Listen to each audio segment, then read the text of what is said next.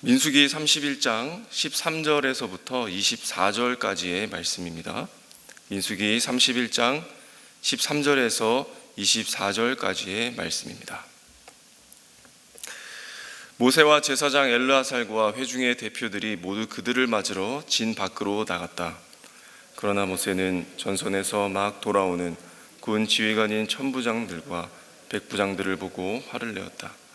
모세가 그들을 꾸짖었다. 어쩌자고 여자들을 모두 살려두었소. 이 여자들이야말로 부올에서의 그 사건 때에 발람의 말을 듣고 이스라엘 자손을 꾀어 주님을 배신하게 하고 주님의 회중에 연병이 일어나게 한 바로 그 사람들이요. 그러니 이제 아이들 가운데서 남자는 다 죽이시오. 남자와 동침하여 사내를 안 일이 있는 여자도 다 죽이시오. 여자들 가운데서 남자와 동침하지 않아 사내를 안 일이 없는 처녀는 당신들이 차지할 몫으로 살려두시오. 그리고 당신들은 진 밖에서 이레 동안 머물러 있어야 하오. 사흘째 되는 날과 이레째 되는 날에는 사람을 죽인 사람과 시체에 닿은 사람과 당신들만이 아니라 당신들이 사로잡은 포로들도 모두 부정탄 것을 벗는 예식을 올려야 하오. 그뿐만 아니라 모든 옷가지들, 모든 가죽 제품들, 염소털로 짠 모든 것들, 나무로 만든 모든 것들도 부정탄 것을 벗겨야 하오. 제사장 엘르아살이 전쟁에 나갔다 돌아온 군인들에게 말하였다. 이것은 주님께서 모세에게 명하신 법의 율례이요. 오직 금, 은, 구리, 쇠, 주석, 납 등 불에 타지 않는 것들은 모두 불에 넣었다가 꺼내면 깨끗하게 되지만 정결하게 하는 물로도 깨끗하게 해야 하오. 그러나 불에 타는 물건은 모두 물에 담갔다가 꺼내기만 해도 돼요. 당신들이 입고 있는 옷은 이레째 되는 날에 빨아서 깨끗하게 해야 하오. 그렇게 한 다음에야 당신들은 진 안으로 들어올 수 있어. 아멘. 흔히 스포츠계에서는 이겨도 진 경기다라고 이렇게 평가하는 말들이 있습니다. 이런 말에는 뭔가 석연치 않다라는 것이고 분명히 이겼다, 승리했다라는 분명한 목적과 결과를 냈지만 그 목적과는 다르게 그 과정과 내용이 맞지 않고 찜찜할 때에 그런 표현을 사용합니다. 오늘 본문에 기록된 전쟁도 그런 승리가 아니었나 싶습니다. 분명한 대승을 거두었지만 석연치 않은 전투, 그리고 이스라엘은 1만 2천 명이라는 아주 작은 숫자로 미디안과 다섯 왕들을 아주 완전히 박살을 낸 값진 승리였습니다. 그리고 이스라엘은 한 명도 죽지 않았던 이 전쟁이 그야말로 이스라엘에게 있어서는 아주 대승이었고 크게 기뻐할 일이었는지 우리가 충분히 가늠해 볼 수 있습니다. 그뿐만이 아니라 이스라엘이 이제는 한 공동체를 넘어서 이제는 국가의 모습을 나타나게 되는 그런 순간이죠. 거기다가 재산으로 인정되는 아주 많은 전리품이 생겼다라고 하는 점에서 이 승리는 상당한 값어치가 있는 전쟁이었습니다. 이 전쟁에서 아주 가벼운 발걸음으로 기쁘게 돌아온 자들이 얼마나 환대를 받을 만한 그런 일이었겠습니까? 그리고 퍼레이드를 하며 열렬한 그런 환영식을 기대해도 좋지 않았을까 합니다. 그런데 이와 같은 예상과는 다르게 이 모세의 반응이 굉장히 다르다라고 하는 것을 알 수 있는데 모세는 지금 화를 내고 있습니다. 무엇이겠습니까? 바로 이 전쟁의 요점을 너희들이 몰랐다. 그리고 이 사건의 근원을 놓쳤다. 그리고 결국에는 하나님의 목적에 빗나갔다라고 모세는 보았기 때문입니다. 이 전쟁에 있어서 하나님의 분명한 목적이 있었습니다. 그것은 심판입니다. 다른 나라의 어떤 침략도 아니었고 영토를 넓혀 확장하는 것도 아니었고 재산을 불리는 일도 아니었습니다.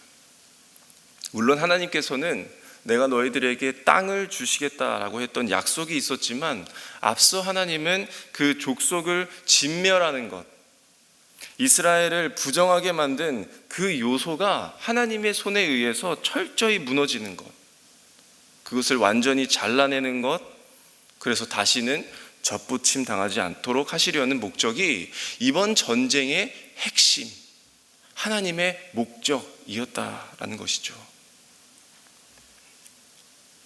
그래서 하나님은 이 1만 2천이라는 아주 적은 수로 승리하게 하셨고 한 명도 죽지 않는 그런 완벽한 전쟁으로 이끌어 주셨던 것입니다.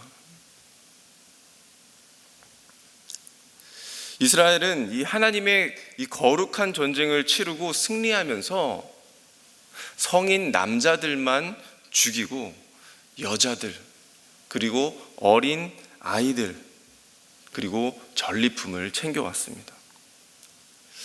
그런데 모세는 이 이스라엘이 전리품을 챙겨왔기 때문에 그들에게 화를 내었던 것일까요?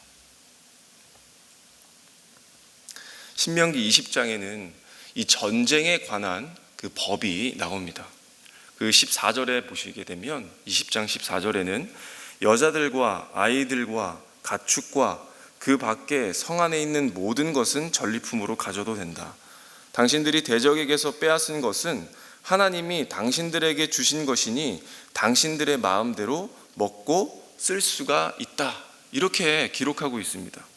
그러니까 이 전리품은 당연히 응당 취해도 되는 문제이지만 모세는 이 이스라엘의 음행과 또 이스라엘의 우상 숭배에 빠지도록 만들었던 그 여자들을 왜 살려두고 왔는지에 대해서 노하고 있는 것입니다. 그래서 모세는 어떻게 명령하고 있습니까? 아이들 중에서는 남자는 다 죽이고, 그리고 여자들 중에는 남자와 동침한 여자, 그 여자를 다 죽이라 라고 이렇게 명령합니다. 이것은 바로 아주 잠재적인 그 원수가 될 근원을 뽑겠다라는 의지죠. 사실 우리 사람의 생각으로는 이왕 그 포로들을 살려서 데려온 것, 우리가 생명을 존귀하게 여겨서 살려두면 좀 좋지 않을까라고 하는 그런 생각이 들기도 합니다. 그리고 약자 보호라고 해서 제일 먼저 보호해야 될 것이 바로 어린아이와 여자아이인데 누가 이들을 죽이고 누가 이들을 죽여서 자기의 손에 피를 묻히려 들까요? 그래서 이 모세의 말은 정말 끔찍한 말이기도 합니다. 어떠한 명분으로도 있어서는 안 되는 일이죠. 그렇다면 우리의 하나님이, 우리가 믿고 있는 그 하나님이 이토록 잔인하신 분일까요? 이 잔인한 하나님을 우리가 계속해서 믿어야 하는 것일까요? 우리가 어떻게 이해하면 좋을까요? 우리가 믿는 하나님을 우리가 잔인하게 바라볼 수는 없습니다. 하나님은 어떤 분이십니까? 약자를 사랑하시는 분이십니다. 약자를 위하시고 약자를 위해서 보호하시겠다고 말씀하셨던 하나님입니다. 성경은 고아와 과부와 나그네를 사랑하신다고 하셨습니다. 그리고 심지어 그들을 위해서 곡식을 벨 때에 그들을 위해서 남겨두라 하시는 그 아주 세밀하신 하나님의 사랑을 우리가 자주 보지 않았습니까? 그리고 모세의 명령 중에 이 남자를 알지 못하는 여인들을 살려두라고 하는 그 명령도 그런 것입니다. 그러니까 이 심판에는 바알보올의 사건과 관련이 없는 여자를 살려두라 말씀하신 것이기 때문에 이 전쟁과 심판이 결코 무분별하지 않고 잔인한 보복이 아니다 라고 하는 이 결정적인 증거를 우리에게 잘 보여주고 있는 것이기 때문에, 그리고 이 심판이라는 성격이 있기 때문에 이러한 일들은 아주 한시적이고 예외적이다라고 하는 것을 우리가 보게 되는 것이죠. 그래서 미디안은 하나님의 심판을 받은 것입니다. 왜 그렇습니까? 이스라엘을 꼬셔냈기 때문입니다. 하나님과의 관계를 멀게 한 죄 때문입니다. 미디안의 여자들이 동원되었고 이스라엘을 유혹하여 우상으로 이끌어낸 죄. 하나님은 그 여인들을 끊어내기로 작정하셨던 것입니다. 이스라엘이 다시 넘어지지 않도록, 다시 타락하게 될 그 일말의 가능성을 하나님은 하나도 남겨두고 싶지 않았던 거였죠. 하나님의 이러한 마음, 우리의 몸에 혹 자그마한 암을 발견했다라면 어떤 누구도 자그마한 이 암이기 때문에 그냥 키워도 되겠다, 남겨놔도 되겠다 라고 여기는 사람은 없을 것입니다. 이처럼 더 큰 불행을 초래하지 않으시려는 그 하나님의 목적이 바로 이번 전쟁이었다라고 하는 것이죠. 이 전쟁을 통해서 이스라엘의 가장 아픈 부분을 도려내려는 하나님의 일하심이 돋보이는 그런 전쟁이었다라고 하는 것을 오늘 31장에서 보여주고 있는 것입니다. 하나님은 반드시 제거하고자 했던 것, 하지만 이스라엘은 달고 다녀도 괜찮지 않을까 여겼던 문제, 어쩌면 이 시대에 살아가는 우리들의 안일한 모습들을 투영하고 있는 것은 아닌가 생각해 볼 수 있습니다. 때로는 우리가 사람들의 정에 이끌려서 과감한 그 신앙의 결단을 내리지 못하고 이내에 끌려가는 모습들이 우리에게 있습니다. 그리고 예전에 한번 처참하게 무너져 내렸어도 그것을 다시금 내 옆에 두는 그런 끔찍한 우리의 죄성을 다시 바라보게 됩니다. 하나님은 우리에게 끊어내라고 말씀하시고 그 일말의 가능성을 우리에게 옆에 두지 말라라고 그렇게 말씀합니다. 오늘날 우리의 안 보이는 전쟁, 그것은 어떤 전쟁입니까? 여전히 우리가 끊지 못하는 죄의 습관, 잘라내지 못해서 실패한 것들로부터 다시 싸우는 전쟁이 오늘날 우리에게 안 보이는 그런 영적 전쟁이지 않을까요? 그런 전쟁 가운데에서 우리에게는 하나님께서 말씀하십니다. 그것을 더디하지 말라고 말씀합니다. 예수님께서도 네 오른손이 너로 실족하게 하거든 그것을 찍어내어 버리라 라고 이렇게 말씀하시면서 오늘 하루를 살아도 하나님과의 관계를 위협한다면, 하나님 나라에 들어갈 수 없도록 회방하고 귀를 막고 갈라놓으려는 문제들이 있다라면 그것을 잘라내라고 우리에게 촉구하고 있습니다. 이 보이지 않는 영적 전쟁에서 하나님이 명령하신 그 단호함, 냉철함, 분별력, 그 믿음의 결단으로 승리하시는 우리 성도님들이 되시기를 바랍니다. 하나님의 의의 무기가 되시는 우리 성도님들이 되시기를 소망합니다. 이어지는 말씀은 이스라엘의 정결함을 다루고 있습니다. 비록 이 전쟁이 하나님의 명령으로 진행된 것이지만 이 전쟁에 참여한 모든 사람은 어떤 누구를 막론하고 7일 동안은 이 진 밖에 있도록 하였습니다. 진 밖에서 제일 먼저 했던 것이 무엇입니까? 먼저 자신이 지녔던 도구들을 깨끗하게 해야 했습니다. 이 지금 전쟁 참여자들에게 가장 필요한 것, 먼저 우선시 되어야 할 것, 그것들은 어떤 것이었을까요? 바로 가장 그리워했던 가족들과 상봉하는 일이 아니었을까요? 그 그리운 얼굴들을 보는 게 그들에게는 너무나도 중요했을지도 모릅니다. 그럼에도 하나님이 가장 중요하게 보셨던 것은 그들의 가족이 아니라 그들의 거룩함, 정결함을 중요하게 보셨다라고 하는 것이죠. 전쟁은 그야말로 피가 난무하고 살육되는 현장입니다. 하나님은 살인이나 시체를 만지는 일을 부정하게 여기셨습니다. 그리고 그 부정한 것을 결코 그 거룩한 땅으로 들여오는 것을 하나님은 거부하셨습니다. 금지하셨습니다. 그래서 그들은 진영 밖에서 셋째 날과 특별히 일곱째 날에는 붉은 그 암송아지의 재로 만든 물을 뿌려서 몸을 정결하게 하고 옷을 빨게 하여서 깨끗하게 했습니다. 그리고 그들이 가지고 온 전리품도 마찬가지로 불을 견디는 그 물건들에는 불을 통과하게 하고 그리고 물로 씻어내게 했습니다. 그리고 불에 약하여 견디지 못하는 그런 물건들은 물로 씻어서 진영에 들어올 수가 있게 하였습니다.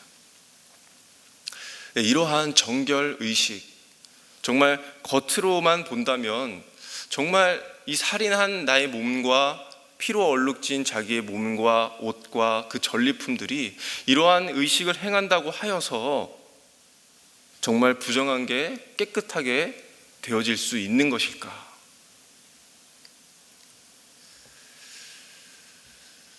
그렇다면 이 정결의식 속에서 하나님이 우리에게 꼭 보여주고자 하는 그런 내용은 무엇일까라고 하는 것을 생각해 보게 됩니다. 그래서 이것을 간단하게 5가지로 정리해 볼 수 있겠습니다. 첫 번째는 하나님께서는 그러한 의식으로도 내가 너희를 정결하게 되었다고 인정해 주겠다라고 하셨습니다. 두 번째는 일말의 부정함도 그 전리품이라고 하는 아주 작은 부분도 부정한 것이라면 하나님의 나라에 결코 들어갈 수 없다라는 것을 우리에게 알려줍니다.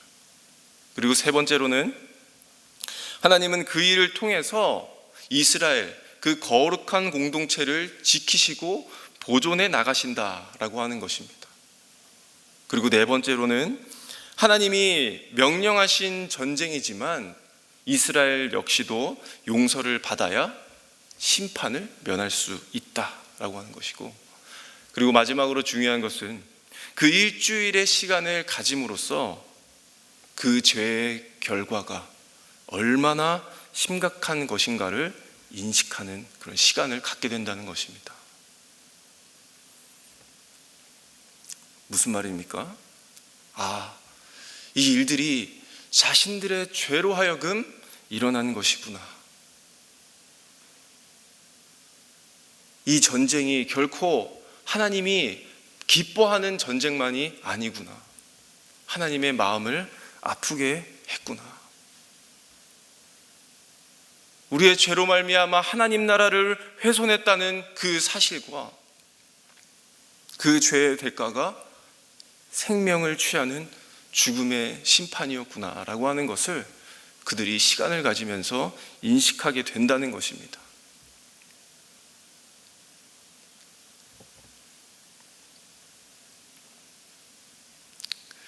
그것을 인정하고 고백하며 나아갔을 때에 하나님은 그들을 다시 회복시켜 주신다.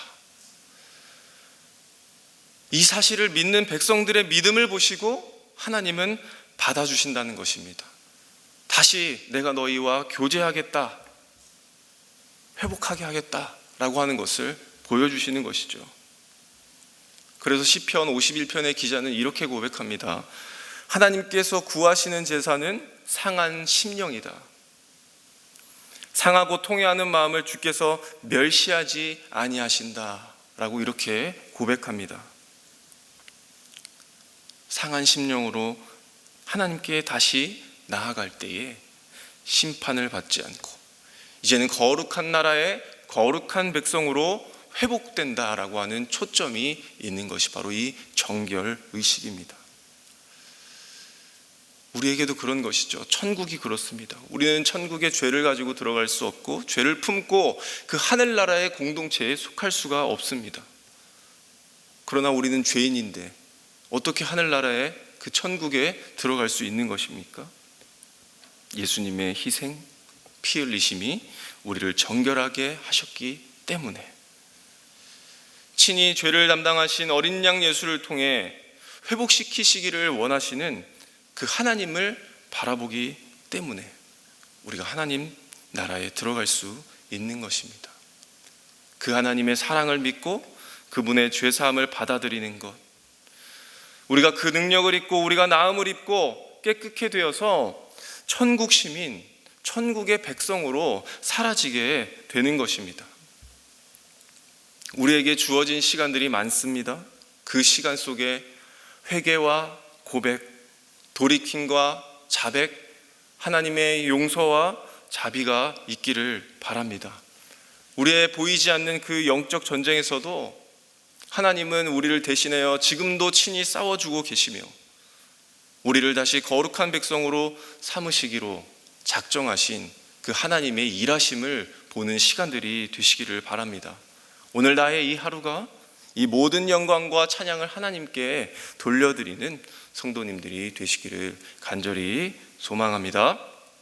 오늘 말씀을 기억하시면서 기도하면 좋겠습니다. 하나님, 우리를 이 거룩한 백성 삼아주셔서 감사를 드립니다. 그럼에도 우리가 그 목적에 부합되지 못한 삶을 살고 있으며 여전히 죄를 일삼았던 요인들을 끌어안고 살아가며 하나님 앞에 자복하며 이 시간 나아갑니다.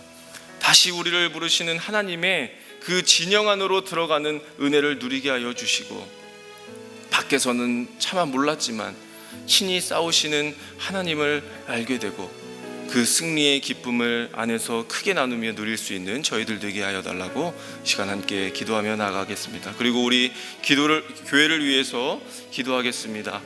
우리 은혜샘물교회가 하나님의 교회로 사역하게 하여 주시고 하나님의 목적대로 움직이는 교회가 되게 하여 주시옵소서.